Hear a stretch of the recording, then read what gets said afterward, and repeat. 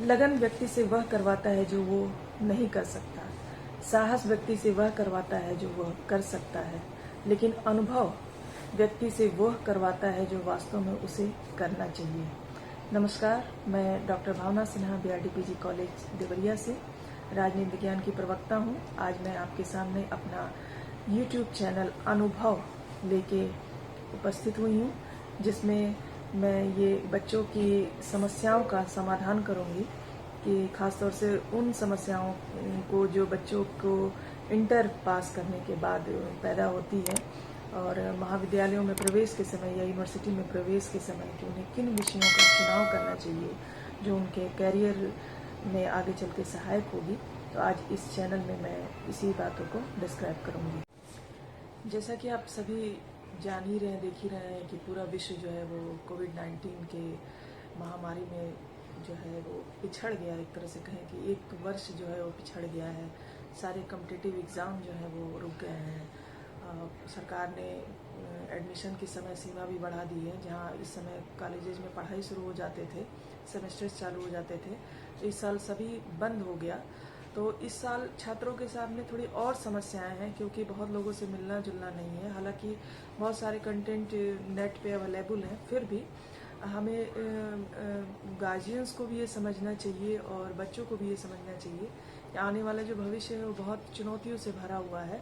तो हम कौन सी ऐसी पढ़ाई करें या किस तरह से हम पढ़ाई करें कि लगे कि हम भविष्य में कुछ ना कुछ जो है वो कर लें। तो इंटर के बाद से हम खासतौर से उत्तर प्रदेश की अगर हम बात करें तो हमारे उत्तर प्रदेश में त्रिवर्षीय स्नातक का कार्यक्रम होता है। एक कृषि से जो स्नातक होता है वो 4 वर्षीय होता है, बाकी सभी स्नातक जो है वो त्रिवर्षीय होता है। तो बहुत सारे बच्चे इंटर में अब जैसा कि देखा जाता है कि ह्यूमैनिटीज छोड़ के साइंस या गणित या विज्ञान वर्ग से ही जो है वो आते हैं। हम लोग अपने कॉलेज में भी देखते हैं।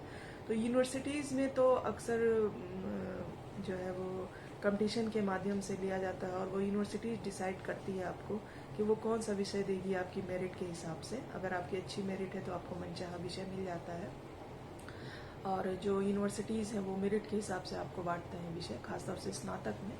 कॉलेजेस में भी यही होता है कि जब मेरिट जिनकी अच्छी होती है उन्हें मनचाहा विषय दिया जाता है, क्योंकि अब यूनिवर्सिटी ने बहुत सारी बाध्यताएं लगा दी हैं कि हम जो है ये विषय जो है सीमित जितने टीचर्स हैं उसी के अनुपात में बच्चों को विषय देंगे।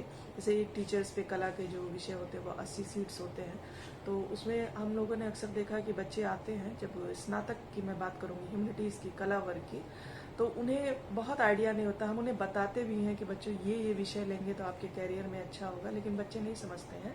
बच्चे जो है वो शास्त्र लगा वो बस विषय में और जल्दी जल्दी ले लेते हैं, जैसे समाज शास्त्र, शिक्षा शास्त्र, राजनीति शास्त्र, और हम देखते हैं कि इन तीनों विषयों का आपस में कोई कॉम्बिनेशन नहीं होता है और बाद में वो थर्ड ईयर में जाके कंफ्यूज हो जाते हैं कि हम कौन सा विषय लें और कौन से विषय से हम आगे पीजी करें या कंपटीशन की तैयारी करेंगे। हालांकि हर विषय अपने में बहुत अच्छा है, कोई विषय खराब नहीं होता है, लेकिन हम जो बात कर रहे हैं कॉम्बिनेशन की बात कर रहे हैं कि ये विषय होना चाहिए, ये आगे चल के आपके कैरियर में, आपके कंपटीशन में जो है वो सहायक हो। पिछले साल जो है पिछले वर्षों में कुछ हमने देखा कि जो पीसीएस और आईएएस की तैयारी करने वाले बच्चे थे वो मैक्सिमम आईआईटीएन या मेडिकल की तैयारी, जो मेडिकल पढ़ चुके थे वो थे, और उसमें स्नातक वर्ग जो है केवल बीए बीएससी करने वाले लोगों की संख्या में थोड़ी कमी आ रही है। सबसे पहले तो मैं उन सभी छात्र छात्राओं को बहुत बधाई देना चाहूँगी जिन्होंने इंटर की परीक्षा को सफलतापूर्वक उत्तीर्ण कर लिया है। कुछ अच्छे नंबरों से पास हुए होंगे, कुछ मध्यम से, कुछ कम। तो इससे हमें हतोत्साहित नहीं होना चाहिए। आगे अभी बहुत रास्ते खुले रहते हैं, क्योंकि अभी ये कंपटीशन का ज़माना है, आप सभी जानते हैं। मैं गार्जियन से भी अनुरोध करूँगी कि बच्चों का अगर बहुत कम नंबर आता है तो उन्हें बहुत प्रेशराइज ना डालें। कंपटीशन का ज़माना है, हाँ, आगे के लिए उनका बेस मजबूत करें। तो आज हम बात कर रहे थे कि स्नातक वर्ग में जब हम एडमिशन लेते हैं तो हमें कौन कौन सा विषय चूज करना चाहिए। उत्तर प्रदेश के संदर्भ में मैं आपसे बात करना चाहूँगी। तो मुझे लगता है कि 4 तरह की फैकल्टीज़ में यहाँ जो है यूनिवर्सिटीज़ को छोड़ दें, सेंट्रल यूनिवर्सिटी बीएचयू को छोड़ दें तो कला वर्ग होता है, विज्ञान वर्ग होता है, कृषि वर्ग होता है और एक कॉमर्स वर्ग होता है, और कहीं कहीं केवल होम साइंस में जो है वो बीएससी होता है, केवल गृह विज्ञान से बीएससी होता है। तो अगर हम पूर्वांचल क्षेत्र या अपने उत्तर प्रदेश की बात करें तो 4 विषयों में आप जानते होंगे, साइंस का सभी जानते हैं कि कंपलसरी सब्जेक्ट्स होते हैं। उसमें 2 स्ट्रीम होते हैं, एक मैथ स्ट्रीम होता है और एक बायोलॉजी स्ट्रीम होता है। बाकी फिजिक्स केमिस्ट्री कंपलसरी होता है। कहीं कहीं केमिस्ट्री की जगह आपको भूगोल, सैन्य विज्ञान या मनोविज्ञान लेने की छूट होती है। दूसरा होता है कॉमर्स। तो कॉमर्स में सारे पेपर जो है आपके कंपलसरी होते हैं, वो सभी आपको पढ़ने होते हैं। और इसी तरह से कृषि से जो स्नातक होता है उसमें भी सभी विषय जो है वो कंपलसरी होते हैं। 4 वर्ष का होता है, ये आपको ध्यान रखना होगा। कृषि से जो भी स्नातक की डिग्री होती है वो 4 वर्ष की होती है। और बहुत कम जगहों पे उत्तर प्रदेश में है, ये सीमित जगहों पे। कला वर्ग, विज्ञान वर्ग और कॉमर्स वर्ग लगभग आपको हर महाविद्यालय में मिलते हैं, हर यूनिवर्सिटीज़ में मिलते हैं, प्राइवेट कॉलेजेस में भी मिलते हैं। तो हम मेन मुद्दे पे आते हैं कि कला वर्ग के छात्रों को हमको कौन सा विषय जो है वो लेना चाहिए जो आगे चल के हमारे करियर में भी हो और हमें कंपटीशन के लिए भी वो विषय जो है वो बेस मजबूत बनाए। एक बार मैं पुनः आपको याद दिलाना चाहूँगी कि विषय कोई भी बुरा नहीं होता, सब विषय अपने में संपूर्ण है। आप पढ़ना क्या चाहते हैं इस पर डिपेंड करता है। कई बार ऐसा होता है कि हमें वो चीज़ इंटरेस्ट नहीं होता है और हमारे ऊपर ज़बरदस्ती लाद दिया जाता है। तो यहाँ अभिभावकों से भी अनुरोध है कि छात्रों को वो पूछें, उनसे काउंसलिंग करें कि उन्हें किस विषय में जाना ज़्यादा अच्छा लगता है।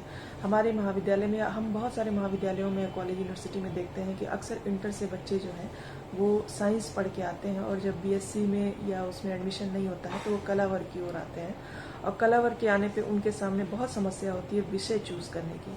तो हम बच्चों को अक्सर सलाह देते हैं कि आप एक कोई प्रयोगात्मक विषय चुनें, क्योंकि आप साइंस वर्ग से होते हैं। तो प्रयोगात्मक विषय में जो विषय होते हैं मैं आपको बताऊंगी कि भूगोल, मनोविज्ञान, संगीत, सैन्य विज्ञान, गृह विज्ञान, ये सब प्रयोगात्मक विषय हैं। और ये मतलब हर लगभग महाविद्यालयों में होता है ज़्यादातर। गृह विज्ञान की थोड़ी समस्या है, लेकिन ज़्यादातर ये विषय जो है हर, खासतौर से भूगोल और मनोविज्ञान तो आपको हर महाविद्यालय में मिलेंगे।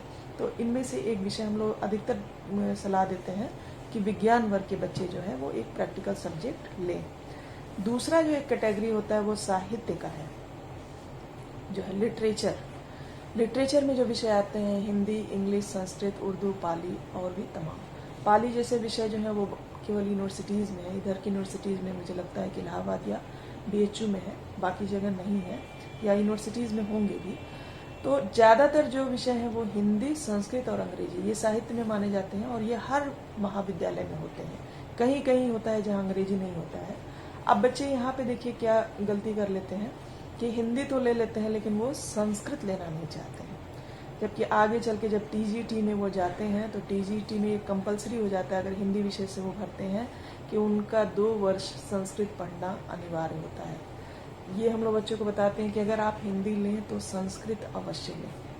बाकी उर्दू भी है, इंग्लिश भी है, पाली भी है, आप जो चाहें वो ले सकते हैं। लेकिन अगर आप हिंदी ले रहे हैं या संस्कृत ले रहे हैं तो उसके साथ हिंदी अवश्य पढ़ें। ये कॉम्बिनेशन बहुत अच्छा होता है। उसके बाद एक तीसरी कैटेगरी जो आती है वो ह्यूमैनिटीज़ जो आती है। कला वर्ग के जो विषय होते हैं उनमें से चूज़ करना। 2 विषय अगर आपने ले लिए, कई बच्चे होता है कि जैसे भूगोल ले लिया, हिंदी ले लिया, संस्कृत ले लिया तो उनका कंप्लीट हो गया। या बहुत सारे बच्चों ने ले लिया गृह विज्ञान ले लिया, अंग्रेजी ले लिया और हिंदी ले लिया तो सही हुआ। लेकिन यहाँ एक बार फिर मैं कहूँगी, अगर आप अंग्रेजी ले रहे हैं तो उसके साथ एक और लिटरेचर लेने की बहुत आवश्यकता नहीं होती है आपको। अगर अंग्रेजी से ही करियर बनाना है आपको और स्नातक में अच्छे नंबर लाना है तो प्रैक्टिकल विषय कोई एक ले लें प्रयोगात्मक, और एक ह्यूमैनिटीज़ पे आ जाए जो आपको पसंद हो। लेकिन अगर आप भूगोल ले रहे हैं ह्यूमैनिटीज़ में तो आप उसके साथ या तो राजनीति शास्त्र लें या इतिहास लें या अर्थशास्त्र लें। तो ये एक कॉम्बिनेशन हो जाता है टीजीटी के लिए भी, क्योंकि टीजीटी फिर बाउंडेशन लगाता है कि अगर आपने समाज विज्ञान के जो 4 विषय होते हैं, आप हाई स्कूल में भी पढ़े होंगे, भूगोल, इतिहास, अर्थशास्त्र और राजनीति शास्त्र, जिसको सिविक्स हम बोलते हैं, नागरिक शास्त्र बोलते हैं, इनमें से कोई 2 विषय का आपका स्नातक स्तर पे 2 वर्ष का होना जरूरी है। तो अगर आप भूगोल ले रहे हैं और साहित्य से कोई विषय नहीं ले रहे हैं तो ह्यूमैनिटीज़ पे आ जाए। तो ह्यूमैनिटीज़ में जो है कॉम्बिनेशन बना के आप लें। जैसे अगर आप राजनीति शास्त्र ले रहे हैं तो उसके साथ अर्थशास्त्र लीजिए या इतिहास लीजिए। इतिहास में भी 2 स्ट्रीम है, मध्यकालीन इतिहास और प्राचीन इतिहास, किसी किसी यूनिवर्सिटीज़ में मॉडर्न हिस्ट्री, आधुनिक इतिहास भी पढ़ाए जाते हैं, जो है दर्शन शास्त्र भी है। तो ये जो है कॉम्बिनेशन बनता है बहुत अच्छा आगे कंपटीशन के लिए भी। ये चारों विषय आपस में एक दूसरे से जुड़े भी होते हैं, भूगोल, राजनीति शास्त्र, इतिहास और अर्थशास्त्र। तो इन कॉम्बिनेशन बना के अगर आप लेंगे तो आगे कंपटीशन तैयारी करने में, खासतौर से टीजीटी में भी ये बहुत सहायक होगा, क्योंकि बाद में फिर बच्चे पछताते हैं कि हमने तो ये एक विषय लिया ही नहीं था, इस एक विषय को हमको शामिल करना चाहिए। तो कई बार ऐसा होता है कि बच्चे नहीं भी लेते हैं, तो फिर एक बार उनको 3 वर्ष के लिए फिर से उनको किसी ओपन यूनिवर्सिटी से या उसी महाविद्यालय से जहाँ से वो पढ़े हैं एक विषय से, उनको फिर अपना 2 साल या 3 साल बर्बाद करना पड़ता है। तो ये कॉम्बिनेशन बहुत अच्छा रहेगा अगर आप बीए प्रथम वर्ष में ही प्रवेश लेते समय ये विषय जान जाए, या अगर आपको लगता है कि नहीं इसी विषय से मुझे करियर बनाना है, तो उस विषय के लिए बहुत सारे विषय हैं, जैसे शिक्षा शास्त्र है, जो है शिक्षा शास्त्र, समाज शास्त्र है, दर्शन शास्त्र है। तो आप इनके साथ जो है कोशिश करें कि एक प्रयोगात्मक विषय लें, एक साहित्य का कोई विषय ले लें, और एक विषय जो है ह्यूमैनिटीज से, चाहे समाज शास्त्र ले लें, चाहे शिक्षा शास्त्र ले लें, चाहे दर्शन शास्त्र ले लें। और भी विषय होंगे बहुत सारे ह्यूमैनिटीज के, इधर की जो यूनिवर्सिटीज़ में ये सब विषय पढ़ाए जाते हैं मैं जानती हूँ। लेकिन फिर से एक बार दोहराएंगे कि अगर आप हिंदी ले रहे हैं बीए में, तो उसके साथ संस्कृत अवश्य लीजिए।